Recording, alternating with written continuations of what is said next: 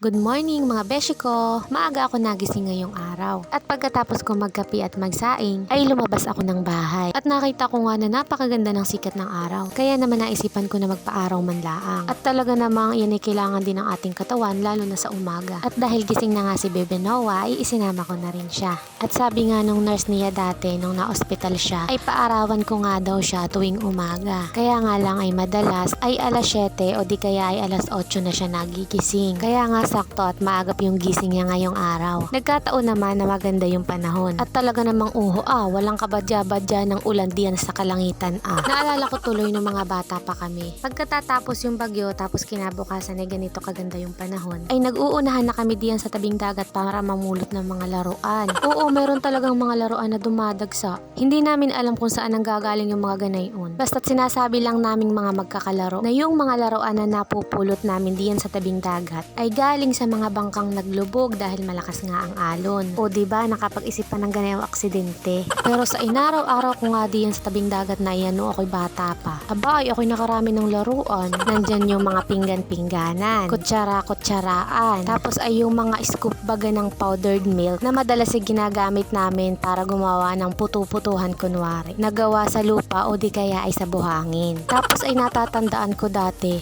nakakuha pa ako dyan ng isang pares ng tsinelas, tapos isang pares ng hikaw. Aba, ay ako'y hirit kay mama at ako'y tuwang-tuwa at syempre bata. Yun na lamang ang aming kaligayahan nung kami mga bata pa. Na pag naaalala ko ay ako'y medyo nalulungkot. Sus, ay hala, balik na tayo dito Basta't kami nakaabot na diyan ni Bebe Owa doon sa dulo At nakapag-tiktok na rin ako. Siguro na may 1/4 na mantika yung nabawas diyan sa katawan ko. Bilhin mo na, 10 piso lang. Ay hala, hanggang dito na lang at kami pabalik na. Makakain at nang bumalik yung mantikang nabawas. Walang pagpayat. Sige na, bye-bye, love you, hingmwe.